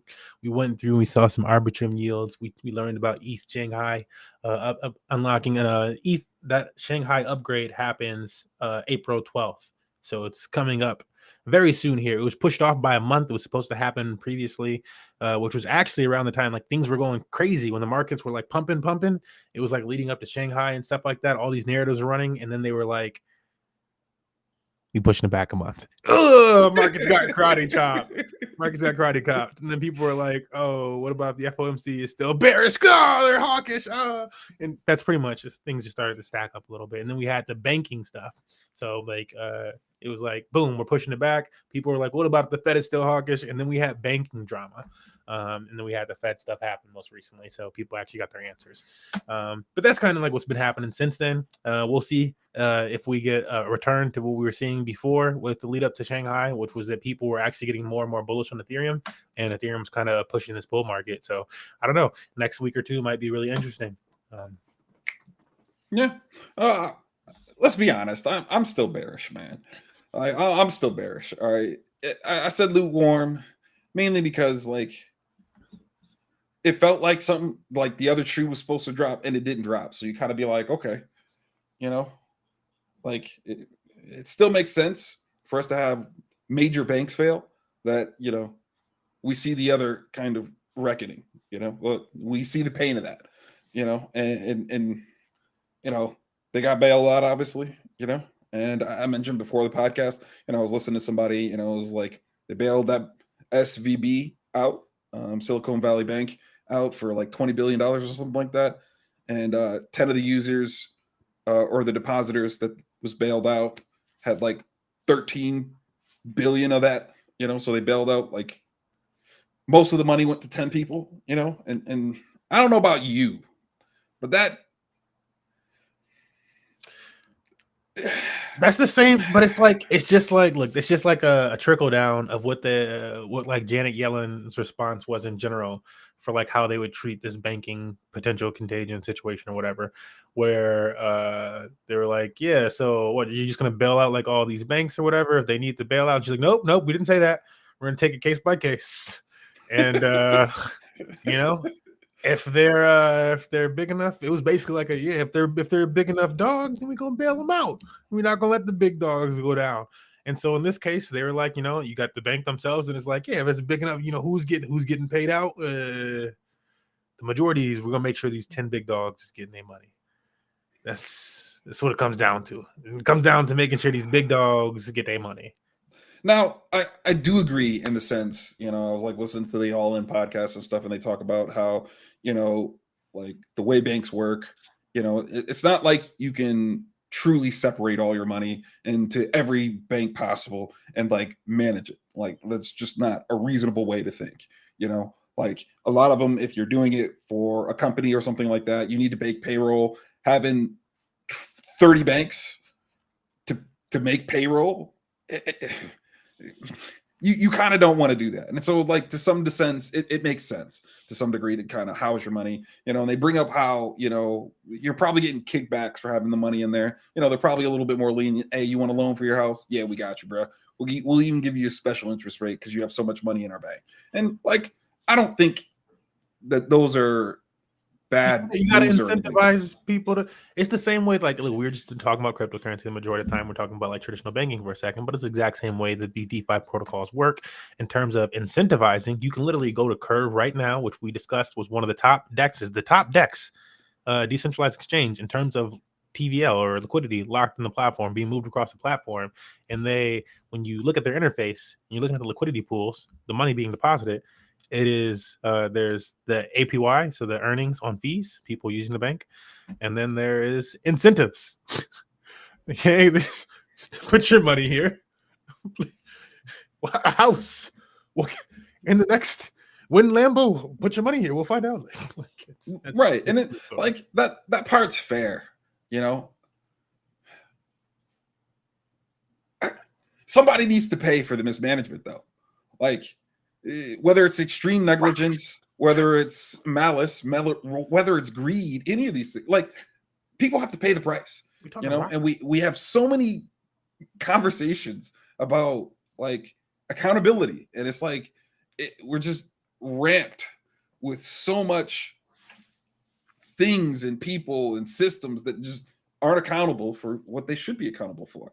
And so it's like nobody wants to lose, you know, billions of dollars, you know, and especially with the way they explain it, bringing it back to the all in podcast. It's like just because you put your money in a bank doesn't mean you give them, you know, a loan for free. And like nobody thinks about it that way when they put their money in the bank, but that seems to be the way the banks are using the money. And I kind of agree with that. Like, I mean, that is, yeah. You put the money, like it's literally not your money anymore. And it shouldn't be that way. And so like I agree, but like I just want to see some lessons learned. Okay, everybody, you know, collectively this doesn't work. This is what we're gonna do to kind of fix those things. And you know, listening to the bits and the clips of the hearings that I did hear, it was kind of like every time they ask that question, they go, well, we'll feel it out. It's like, I don't want you to feel it out. I want some lessons learned, you know? And seeing how I didn't see those lessons learned, bringing it full circle, Nothing's apparently visibly broken, but without the whole lessons learned, I'm kind of like, should I feel good? That should you? I mean, I think I wouldn't say that there's no lesson learned. I feel like you wanted like a harsher repercussions than what happened. You're like brimstone. It's brimstone. Not brimstone. It's like if this happened in the physical form, a nuke was dropped on our country, and like you can't tell me that like you wouldn't be mad. You can't tell me you wouldn't feel a little bit like 9/11 where you're like, hey, I need to go find somebody. Somebody needs to pay for their Warriors. like it might as well be that like a nuke was dropped. And when the nuke drops, and everybody's like, well, sometimes nukes drops, maybe we'll just rebuild the house. It's like, no, who dropped it? Like, we going to get them. Like, and I feel like in this situation, it's just because, like, yes, we had this drop, right? But there was cleanup. And there was like a type of cleanup that was like we were watching Click and you could go backwards. It's like, oh, so you mean we could rewind? He's going back then. Like I feel that if it was a natural disaster, that would make sense to me. Then I'd be like, yeah, it's time to clean up. Let's come together. But this is like, actually, something's wrong. There's some kind of malice, some kind of real mismanagement. A lot of people get hurt.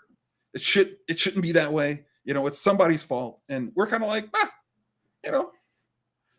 these things happen. And it's like, really? Really? I don't know.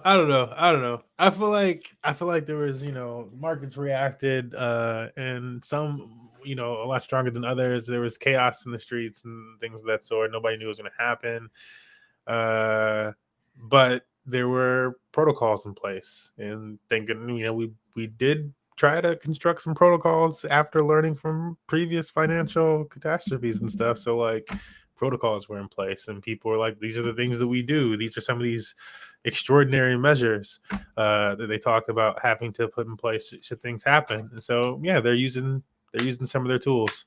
But to me, that having to use some of your tools doesn't mean that you don't learn something. It's like every action or every instance of something occurring is an opportunity for them to learn. Like, it doesn't have to get as bad as it could have gotten or whatever for you not to be like, okay, so like it's like you almost fell in the fire pit. You're like, whoa, I should probably not do. Like, if you were like literally like, ain't it like chances are you were like, I should maybe go slow. I should maybe not try to fall in the fire. You learned something about the situation of whatever that dangerous occurrence was. You learned something. We still going? Yep. This must be the last part. Yeah. And then I just dropped a bomb because like that part just disgusts me, man. And it's like, it's crazy that I feel like, and you're kind of like, oh man, you chill, breathe. I'm like, look. Either way, we crypto. So I'm like, either way, like, look, and we saw what was gonna happen. Like, we learned things from the crypto side. That's where I'm like, you got to learn from as long as you can learn something. And I feel like, and maybe that's not entirely how you feel about it, but like your initial wording was like, they didn't learn anything. And I'm like, I feel like a lot of people learn things. And I feel like, if you're in crypto, especially, you like learn some things from this like last little catastrophe or swan event, which was like, if there was a major depeg in stable coins and it all starts to go down and all the tokens are like flooding, what's going to happen? Like, people are, concerned. They don't know what to do in the blockchain. What actually happens on the blockchain? We learned that Bitcoin and Ethereum end up pumping. There's chaos in the streets, and then Bitcoin and Ethereum pump. That's what we learned, because the money floods into those. Money goes, forget everything else. I'm going for decentralized powerhouses. And like, if I can't trust these stable coins, this is the only place that I can go. And so all the billions of dollars that are in stable coins start to flow into Bitcoin and Ethereum. And it's like, as somebody who's like bullish on that, you're like, that's not the worst situation. Like I can have a small, if it actually all blows up, then I have a small fraction of this stuff and it just becomes dumb wealthy. Like it's not the worst. So you're like, all right. So from the crypto person, you're like, crypto perspective, you're like, all right, I'm in crypto first and foremost. It's good for assets. Should they have to bail out somebody in some type of extreme scenario, like initially horrible, flash flood warnings, and then afterwards they have to do something ridiculous that would, in asset terms, short term, push a lot of people's assets up so people get their opportunity there. But in general, crypto manages that type of stuff better. That's why I like it. There's not like this, like, oh, we made much profit off of our stocks, and so we're just gonna increase the amount of stocks that we have. Like, no, you just can't do that. Like, I don't know. Like, and there's projects where that type of stuff happens to a degree, but it's just like all way more transparent and stuff. And it's not like a small amount of people making these decisions. I don't know. Things like that are why I kind of like where we're at in general. So yeah, while it, shorten that up before I get to you in the weeds. Yeah, it's bad. Just because it's bad guy, it does not mean it's bad guy. It's bad, but it's also good. But it's like nah. Like I get what you're saying, But, yeah, nah. Well, that's why we have multiple voices on the show, so we can have these type of discussions. Anything from you before we dip out here, Bitfiend? We were discussing our opinions on, if we were feeling bullish or bearish or whatnot, and the infinite took us off on a journey. It was a galaxy quest, actually. Yeah, I kind of heard some of it. It was good. Yeah. I mean, I'm always gonna be bullish, unfortunately, because I have a very long-term play going on, and I mean, I see. I'm very involved in Decentraland these days, and like we got Metaverse Fashion Week going on, and I tell you, there's opportunities to at least get these wearable NFTs. I think it's growing. I mean, I see a lot of money moving though. Like there's a lot of DeFi hype, and I haven't messed with Arbitrum enough at all. So I definitely got to get into it. I try to buy a little bit every week. Even if it goes down a little bit, in the long run, it's gonna go up. I mean, just look at the stock market over the years. Just look at the Amazon charts where it was 10, 15 years ago, and compare these spikes to what Bitcoin is doing and these other cryptos. You can pretty much tell which ones are solid. One honey. I guess that is kind of your same kind of thing. You're winning somewhere, so it's okay. You're gonna, yeah. I mean, you have to have solid plays and kind of like YOLO plays.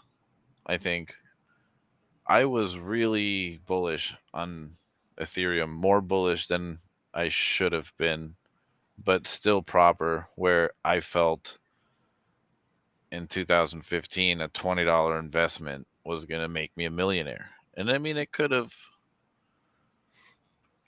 in the right shitcoin for the most part, but not Ethereum. I did pretty good with just that, and that was all the evidence I needed.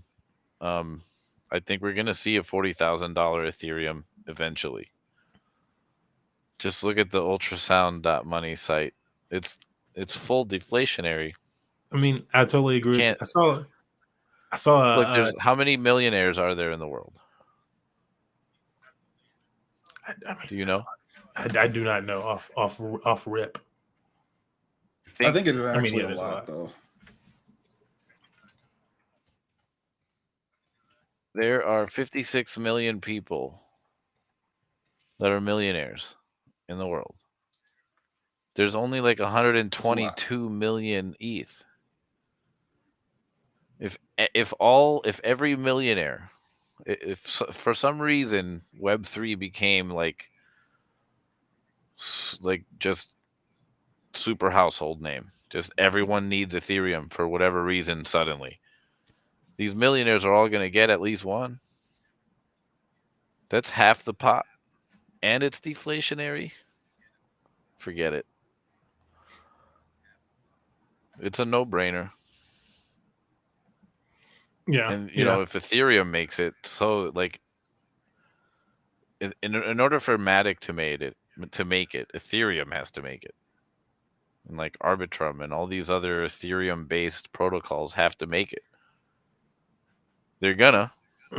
So I definitely think Ethereum one. I mean, I think like one of the Matic is gonna outperform Bitcoin and Ethereum because it has more room for growth. 40K Ethereum is only less than a 40x. $1,000 Matic, that's 1,000x.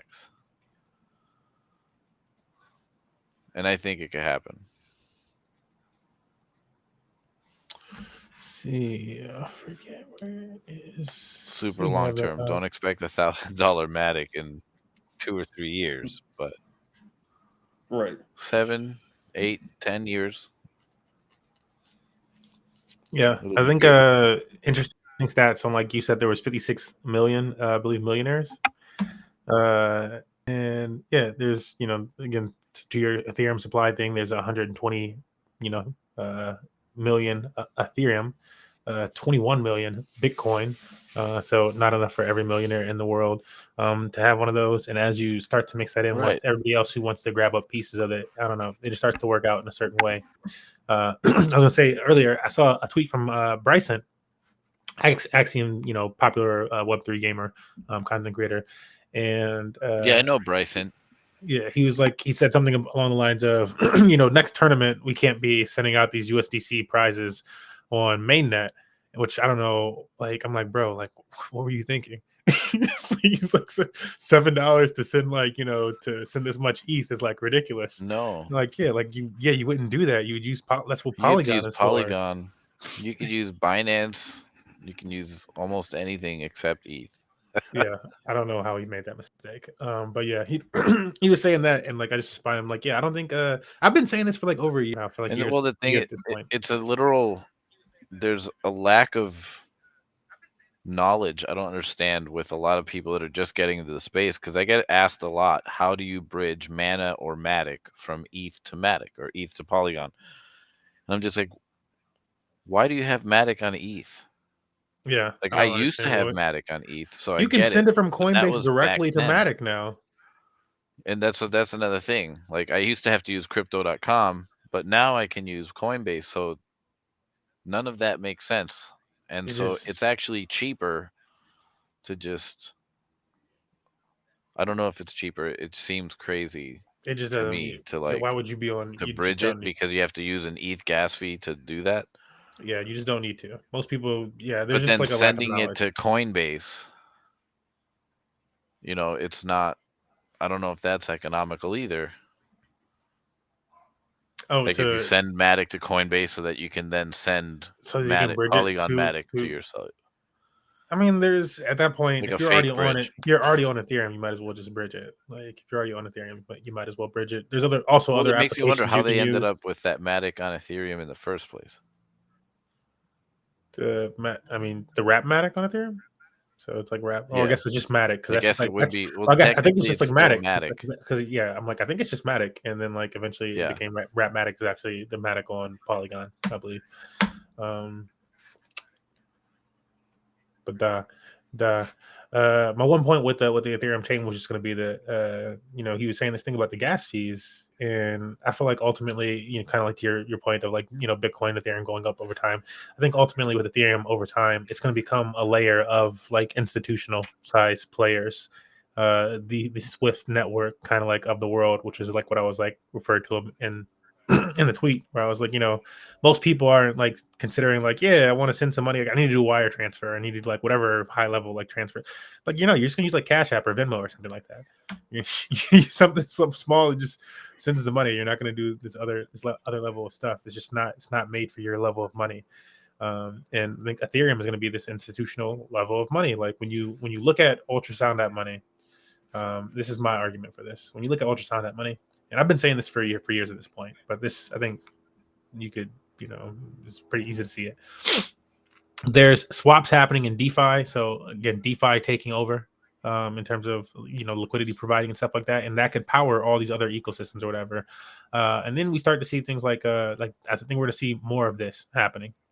So right now we're coming out of this first era of Ethereum actually having utility since like 2020 or so. So it didn't even have utility like that before. So it's not been a long time, folks. We're coming out of this area where things are being done more so on Ethereum, OpenSea, people's complaining, Tether just being used in general in DeFi transfers.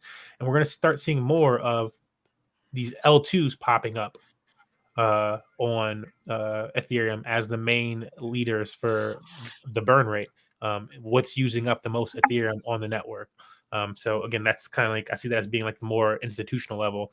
I could imagine that one day one of these valid or one of these things might say JP Morgan Chase. Maybe they have their own blockchain that they're using internally, and it's using up a certain amount of fees on Ethereum. But like you start to see these more industrial level, because this is a whole blockchain. Like there's all these other things on Ethereum level 1, and then there's a blockchain, and then there's an NFT thing, and then there's another blockchain. And pretty soon this is going to be like a list of blockchains. There's going to be like one or two things up here that route everything on mainnet, and then there's going to be like blockchains, like L2s. But I think that's where that's going. I mean, it just like it's a bunch of them. It's like it's already forming. It's kind of funny. I didn't even have to look at that. It's like already a bunch of L2s, and it's only going to get bigger. Well, people are slowly learning their lesson. You got to get off L1 if you don't have the money for L1. That's why there's scaling solutions. So support your scaling solution today. But that's all we got for you. Any closing remarks from team? I like that. That's a great way to close it. Support your local scaling solution. Thank you. Yeah. Any closing remarks, by the way? Buy the fucking dip. No, I'm good. Outside of that, I don't think you did give your opinion on the market. I am curious. You can make it quick. I just need to know. Me? It's like the best part of us talking. Yeah. My opinion of the market is hearing everybody going, this is how I feel. I think we are getting really, I like to think of things in a sense of because I trade a decent amount, some Degens, small amount stuff. But oftentimes when I'm trading, I'm like, oh man, you can picture these two different scenarios for the trade, the bullish side and the bearish side of the trade. Which one is more likely depending on where things are. And then typically you don't want to buy the top. You don't want to. So like if it looks like you've been going up for too long, you don't want to buy the top and you don't want to buy the bottom. We just came off of a local bottom. Like whether it felt like it, definitely just everybody felt the dip. We were all talking about it. So we just came off of a local bottom and we really didn't go down that far. All things considered, a week later, for that to have just happened and transpire. And so I'm like, so what's actually going to happen? Chances are, I feel like in terms of trading charts, I'm just like, visualizing how it feels. Next thing that I probably see in a trading chart, it'd be like, we go up some. So I'm like, maybe we go up some. How high can we go up? Yeah, the max that I could envision for a high for this thing would be the 30-something thousand range. We hit 34,000 or so. I think people sell off like crazy.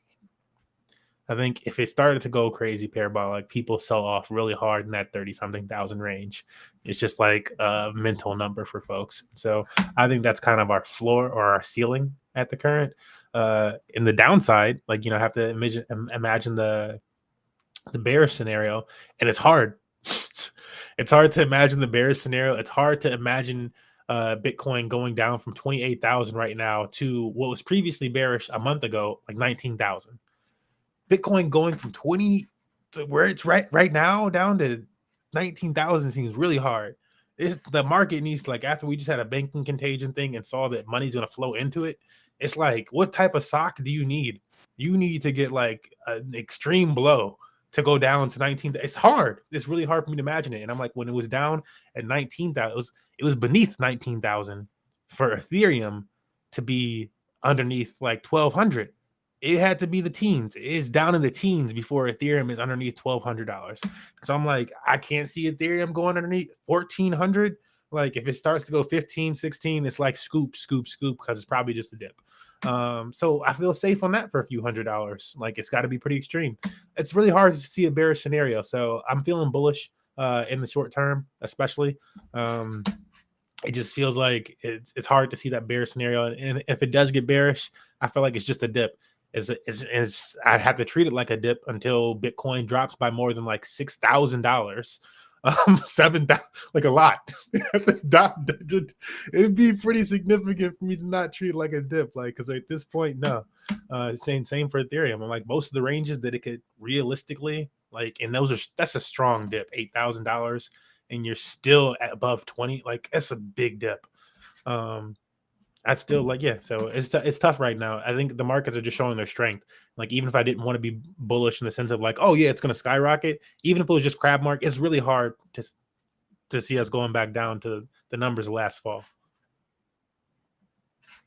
And that's where I'm looking at the market. Okay. That's kind of how I'm treating it. If something goes down, I look for the retracements.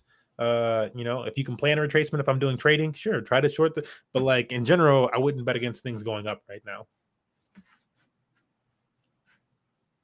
Okay, cool. Yeah, I like that. Now, but yeah, that's what we got for you today, folks. Thank you for tuning in. If you tuned in, if you didn't, you're catching this later. Thanks for catching this later. This has been an episode of Trustless Degens, the show where we talk about all sorts of things on cryptocurrency. Pretty much insert buzzword here, and we'll see absolutely. You guys next time. And a quick shout out to D-Live that just showed up to the stream. Oh snaps, D-Live coming in at the end of the stream here, but thanks for coming through. Grassy-ish. Really support decentralized spaces.